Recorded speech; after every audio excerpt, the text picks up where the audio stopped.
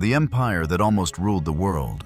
Imagine a civilization that stretched from Egypt to India, from the Mediterranean to Central Asia. An empire so vast, so powerful, that it controlled nearly half of the world's population. For over 2 centuries, the Persian Empire under the Achaemenid dynasty was the greatest superpower the ancient world had ever seen. It gave us the first declaration of human rights. It built roads that connected 3 continents, and it created a culture of tolerance that allowed dozens of nations to coexist in peace. But in 330 BC, one man brought it all crashing down. Alexander the Great conquered Persia, burned its capital, and ended an era. Yet what if Alexander had failed? What if the Persian Empire had survived and continued to shape our world? The story of Persia is one of brilliance, ambition, and ultimate defeat. Let's explore how it rose, how it dominated, and how different history would be if it had never fallen. The birth of an empire. Cyrus the Great. The rise of the Persian Empire begins with one man, Cyrus II, known to history as Cyrus the Great. Born around 600 BC in the region of Persis, modern-day southern Iran, Cyrus was a prince of a small vassal state under the Median Empire. The Medes controlled much of Iran and were the dominant power in the region. But Cyrus had ambition. In 550 BC, he led a rebellion against his Median overlords, King Astyages, against all odds. Cyrus defeated the Medes and took control of their empire. This wasn't just a military victory, it was a revolution. Cyrus didn't destroy the Medes, he absorbed them. He united Persians and Medes, creating a powerful coalition. This strategy of integration, not annihilation, would define the Persian Empire. Cyrus then turned his attention to the greatest powers of his time. In 547 BC, he conquered Lydia in modern-day Turkey, defeating the famously wealthy King Croesus. Then in 539 BC came his most famous victory, the conquest of Babylon. Babylon was one of the most advanced cities in the world, heavily fortified and believed to be impregnable. Cyrus diverted the Euphrates River, allowing his army to enter the city. Through the riverbed, Babylon fell without a major battle. But here's what made Cyrus different. Instead of massacring the population or destroying temples, Cyrus freed the enslaved peoples, including the Jews who had been held captive in Babylon for decades. He allowed them to return to their homeland and rebuild their temple. This act is recorded in the Bible and earned Cyrus the title of Messiah, the Anointed One. Cyrus issued the Cyrus Cylinder, a declaration inscribed on clay that proclaimed religious freedom and the right of people to choose their own beliefs. Many historians consider it the first charter of human rights. By the time of his death, around 530 BC, Cyrus had created the largest empire the world had ever seen, stretching from the Aegean Sea to the Indus River. His legacy was not just conquest, but vision. The Golden Age, Darius the Great, and the height of Persian power. After Cyrus died, his son Cambyses II expanded the empire further, conquering Egypt in 525 BC.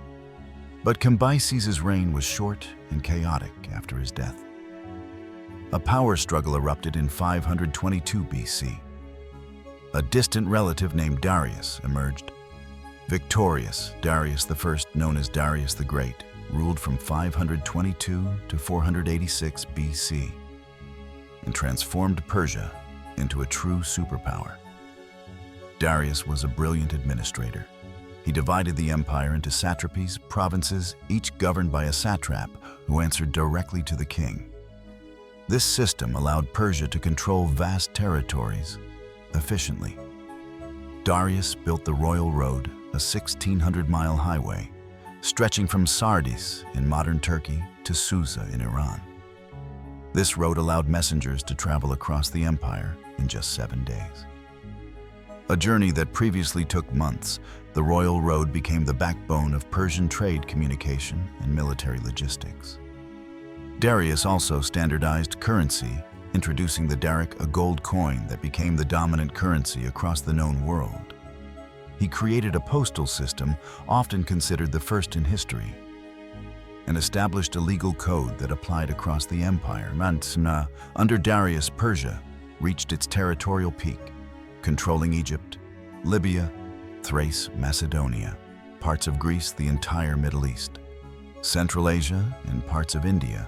The empire spanned 3 continents and ruled over an estimated 44% of the world's population at the time. No empire before or since has controlled such a large percentage of humanity. Persia was a melting pot of cultures, languages, and religions. Egyptians, Greeks, Jews, Babylonians, and Indians all lived under Persian rule. Yet unlike later empires, Persia practiced tolerance. Conquered peoples were allowed to keep their languages, religions, and customs as long as they paid tribute and remained loyal. This policy of cultural tolerance was revolutionary and helped Persia maintain stability for centuries. The clash with Greece, the beginning of the end. Persia's dominance seemed unstoppable. But to the west, a collection of small, fractious Greek city-states would become its greatest challenge in 499 BC. Greek cities in Ionia, modern-day Turkey, rebelled against Persian rule. Athens and Eretria, 2 Greek city-states, supported the rebellion.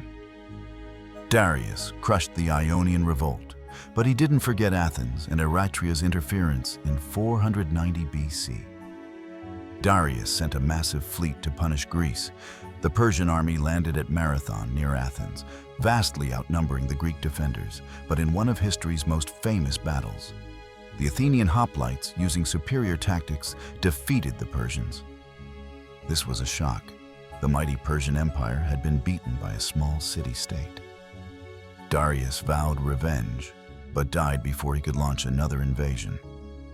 His son Xerxes took up the cause in 480 BC.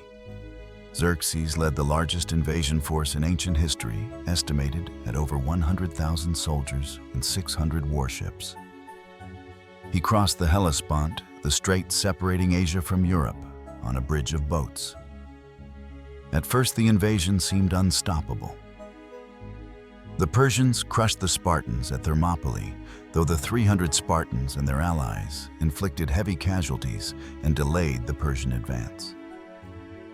Athens was captured and burned. But then disaster struck at the Battle of Salamis. The Greek navy, led by the Athenian general Themistocles, lured the Persian fleet into narrow straits. The massive Persian ships couldn't maneuver and were destroyed. The Persian navy was shattered. Xerxes retreated, leaving his general Mardonius to continue the war the following year. At the Battle of Plataea, the Greeks defeated the Persian army decisively. Persia's attempt to conquer Greece had failed. This failure didn't destroy the empire, but it marked a turning point. Persia remained powerful, but it never again threatened Europe. Greek city-states, particularly Athens, grew in confidence, wealth, and power. The stage was set for future conflict, the decline, internal strife, and weakness. After Xerxes, the Persian Empire began a slow decline. Assassination palace, intrigue, and weak rulers plagued the Achaemenid dynasty. Xerxes himself was assassinated in 465 BC. By his own courtiers, his successors struggled to maintain control over the vast empire. Satraps became increasingly independent, acting like kings in their own territories. Egypt revolted multiple times and had to be reconquered. Rebellions flared up across the empire, draining resources and manpower. The once efficient administration became corrupt and bloated. The central government weakened, while provincial governors accumulated wealth and power. By the 4th century BC, the Persian Empire was still the largest state in the world, but it was no longer the unstoppable force it once was. Meanwhile, in the north, a new power was rising. The Kingdom of Macedon under King Philip II was uniting the fractious Greek city-states. Philip was assassinated in 336 BC, but his son would finish what he started. His name was Alexander Alexander the Great. The fall of Persia. Alexander III of Macedon, known as Alexander the Great, was just 20 years old when he became king. But he was already a brilliant military commander, trained by the philosopher Aristotle and hardened by years of war. Alexander had one goal: to conquer the Persian Empire in 334 BC. Alexander crossed into Asia with an army of about 40,000 men. The Persian Empire had a population of millions and could field armies many times larger. But Alexander had superior tactics, discipline, and something the Persians lacked: a unified command structure at the Battle of Gaugamela. Alexander defeated a Persian force and opened the way into Asia Minor. He conquered city after city, liberating Greek cities and accepting the surrender of others in 333 BC. Alexander faced the Persian king Darius III at the Battle of Issus. Darius commanded a much larger army, but Alexander's tactical genius won the day. Darius fled, abandoning his family, and treasure Alexander pushed south, conquering the Phoenician cities, cutting off the Persian navy's bases. Then he turned to Egypt, which welcomed him as a liberator. The Egyptians hated Persian rule and saw Alexander as a hero. He was crowned pharaoh and founded the city of Alexandria. But the final confrontation was still to come. In 331 BC, Alexander marched deep into Mesopotamia. Darius assembled a massive army estimated at over 100,000 men and met Alexander at the plains of Gaugamela. Darius had every advantage: numbers, terrain, and even war elephants and scythed chariots. But Alexander's cavalry charge broke the Persian line once again. Darius fled. Alexander was now the master of the Persian Empire.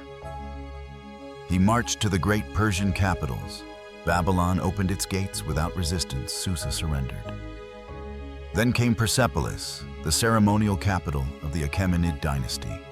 The jewel of Persia, Alexander looted the city, taking treasures accumulated over 2 centuries.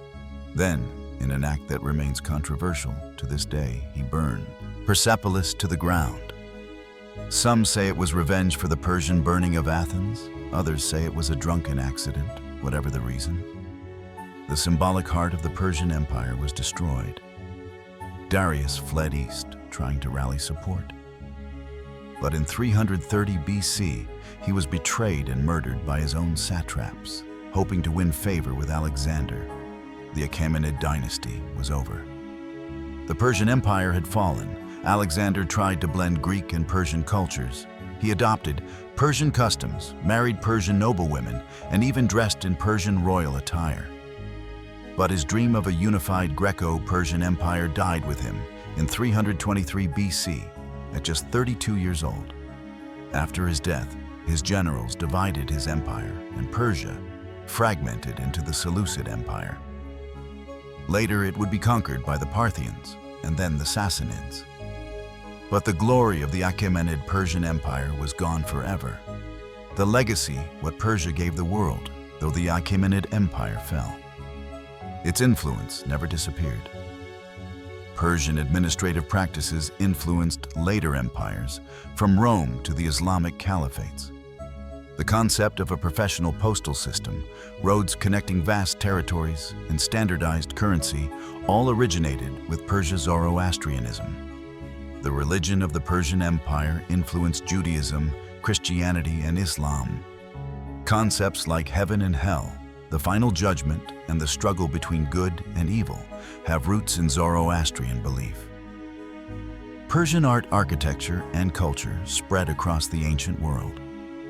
The gardens, palaces, and innovations of Persia inspired generations. Even the word paradise comes from the Persian word paradisa, meaning enclosed garden. But what if Alexander had never conquered Persia? What if the Achaemenid Empire had survived? What if the greatest empire of the ancient world had endured? What if Persia had defeated Alexander and continued to rule for centuries more? Let's rewrite history. What if the Persian Empire never fell? Imagine it's 331 BC. The plains of Gaugamela. Alexander the Great faces King Darius III in the battle that would decide the fate of the ancient world in our timeline.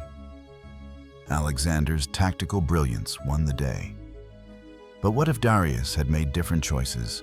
What if the Persian cavalry had held the line? What if Darius had not fled?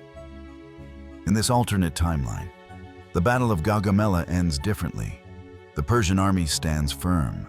Alexander's forces, brave and disciplined, are surrounded and overwhelmed. Alexander himself is killed in the chaos. His dream of conquest dies with him.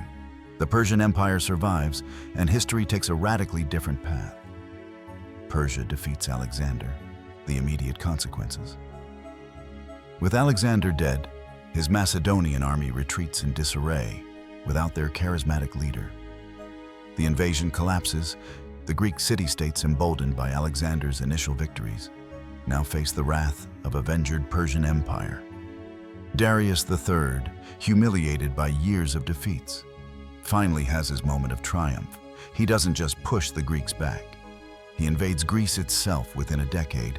Persia reasserts control over the Greek cities that had rebelled.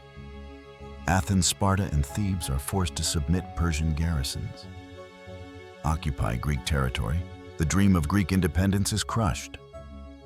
The golden age of Greek philosophy, art, and democracy comes to an abrupt end. Socrates, Plato, and Aristotle's ideas are suppressed. Greek culture doesn't spread across the known world. Instead, it's absorbed into Persian civilization over the next century. Greek becomes just another language within the Persian Empire. Its philosophical traditions blended with Zoroastrian and Eastern thought without Alexander. There is no Hellenistic age, no fusion of Greek and Eastern cultures that define the next several centuries. Instead, Persia remains the dominant cultural and political force. The Persian Empire expands and consolidates with Greece. Subdued, Persia turns its attention to further expansion under strong leadership.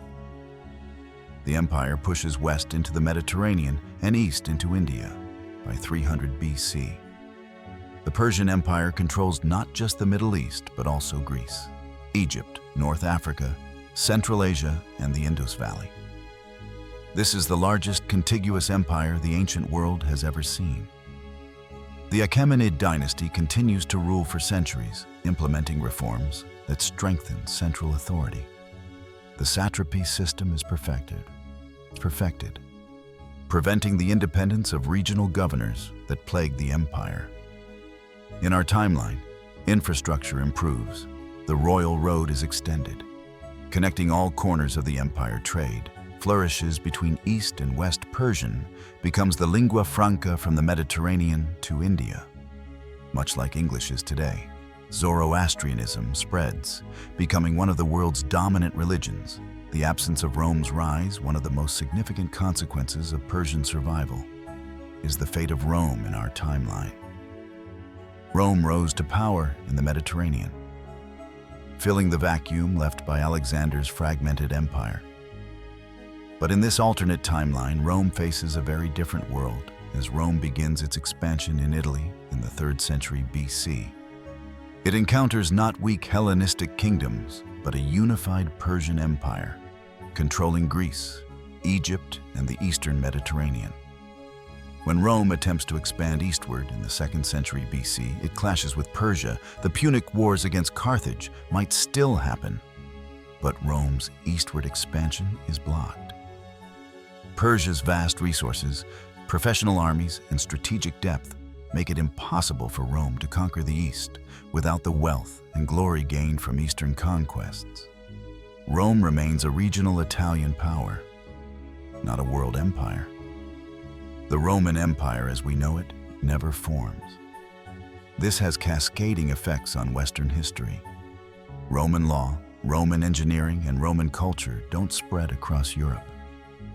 The Latin language doesn't dominate the Mediterranean. Christianity, which spread through the Roman Empire in our timeline, faces a very different landscape. Christianity and religion in a Persian world. This brings us to one of the most profound changes religion in our timeline. Christianity emerged in the Roman province of Judea, spread through the Roman Empire, and eventually became the dominant religion of Europe. But in a world where Persia never fell, Christianity's development is radically different. Jesus of Nazareth is still born in Judea around 4 BC. But Judea is a Persian province, not a Roman one. His message of spiritual salvation resonates with many, but without the Roman road network and the Pax Sacerdotes, Romana Christianity spreads more slowly and faces competition from Zoroastrianism, the dominant religion of the Persian Empire. Zoroastrianism, with its concepts of a single supreme god, Ahura Mazda, and the battle between good and evil influences early Christian theology even more than in our timeline. Christianity might merge with Zoroastrian elements, creating a syncretic religion. Alternatively, Christianity remains a small, Jewish sect, never becoming a world religion. Meanwhile, Zoroastrianism spreads across the empire from Spain to India. Fire temples dot the landscape, and the teachings of Zarathustra shape philosophy, ethics, and law. The Islamic Revolution. That never happens. One of the most significant divergences in this timeline is the fate of Islam. In our timeline, Islam emerged in the 7th century AD in Arabia, spreading rapidly across the Middle East, North Africa, and into Europe. This was possible because both the Persian Sassanid Empire and the Byzantine Roman Empire had exhausted each other in centuries of warfare, leaving a power vacuum. But in this alternate timeline, the Achaemenid Persian Empire never fell. There is no Sassanid dynasty, no centuries of Persian-Roman wars. Arabia remains on the periphery of a powerful, stable Persian state when the Prophet Muhammad is born in 570. AD in Mecca, Arabia is firmly within the Persian sphere of influence. The political and religious conditions that allowed Islam to spread so rapidly simply don't exist. Islam might still emerge as a religious movement, but without the collapse of regional powers, it remains localized to Arabia, the great Islamic conquests that reshaped the Middle East. North Africa and Spain never happened. The cultural, scientific, and philosophical achievements of the Islamic Golden Age, which preserved and built upon Greek, Roman, and Persian knowledge, might never occur. Or they happen within a Persian, not Islamic framework. This means the Middle East today looks entirely different. No caliphates, no spread of Arabic as a dominant language. Persian and Aramaic remain the main languages. Zoroastrianism, not Islam, is the dominant religion. Europe without Rome, or Christianity with Rome, limited to Italy, and Christianity either non-existent or marginal. Europe develops very differently. The barbarian tribes, Goths, Vandals, Franks, who would eventually overrun the Western Roman Empire instead, face a different situation. Without Roman infrastructure and culture, to inherit Europe remains fragmented, tribal, and undeveloped.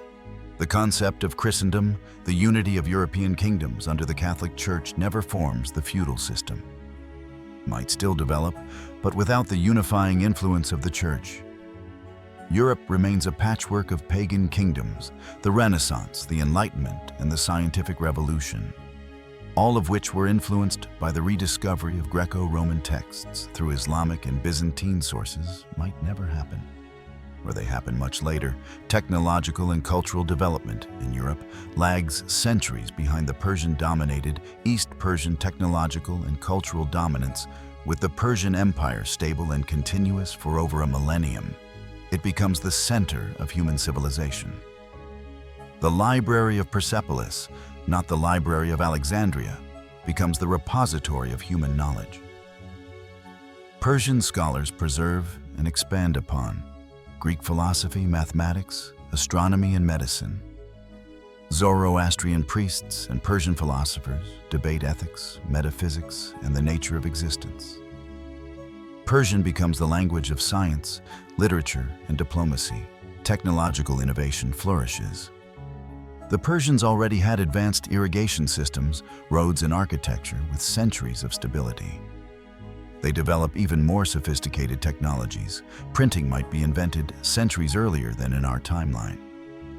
Advanced metallurgy, astronomy, and mathematics accelerate trade routes connecting Persia to China. India and Europe create a truly global economy.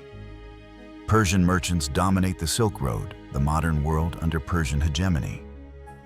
If the Persian Empire had survived and thrived into the modern era, what would today's world look like politically? The Middle East, North Africa, Central Asia, and parts of Europe and India might be part of a greater Persian Union or Commonwealth, much like the British Commonwealth, but centered on Persian culture and language culturally. Persian language, art, and traditions dominate much of the world, from Spain to India. Persian poetry, music, and architecture define high culture. The works of Ferdowsi, Rumi, and Hafez are studied globally, religiously. Zoroastrianism is one of the world's major religions, alongside possibly Buddhism, Hinduism, and regional pagan traditions, Christianity, and Islam. Either don't exist or are minor sects technologically. It's hard to predict would continuous Persian rule have led to faster or slower technological progress. On one hand, political stability and cultural continuity could accelerate innovation. On the other hand, the lack of competition between nations, which drove much of Europe's technological development, might slow progress geopolitically. Persia is the world's superpower, much like the United States today. Persian culture, language, and values shape international norms. Would it have been better or worse? This is the ultimate question. Would a world dominated by Persia be better than the one we have? On the one hand, Persian culture, especially under the Achaemenids, valued tolerance, diversity, and learning. A continuous Persian empire might have avoided some of the religious wars, ethnic conflicts, and colonial atrocities that plagued our timeline. The Persian policy of allowing conquered peoples to maintain their cultures and religions could have created a more harmonious, multi-ethnic world. On the other hand, empires, even tolerant ones, are still systems of domination. Persian rule might have stifled local cultures over time, preventing the development of unique civilizations. The lack of competing powers might have led to stagnation. Without the rivalry between nations that drove exploration, scientific inquiry, and technological innovation in our timeline, human progress might have slowed.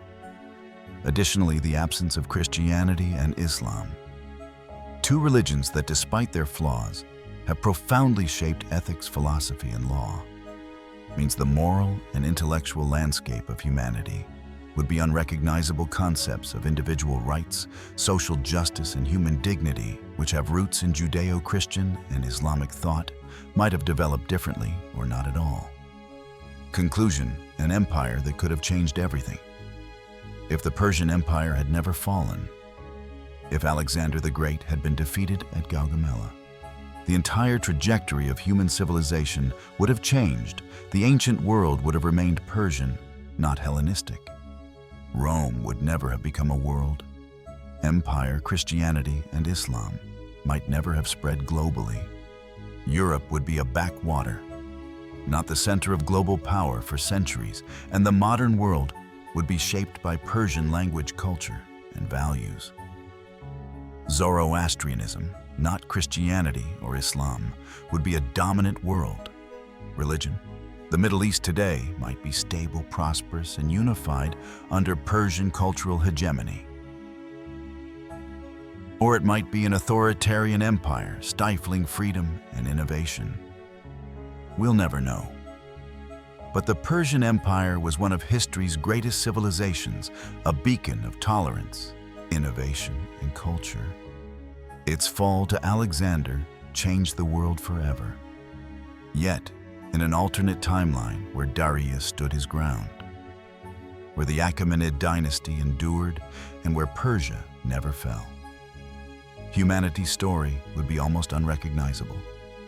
One battle, one decision, one moment, and the world today would be a place we couldn't even imagine. Don't forget to like, comment, and subscribe for more alternate history explorations and the untold stories of civilizations that could have ruled the world.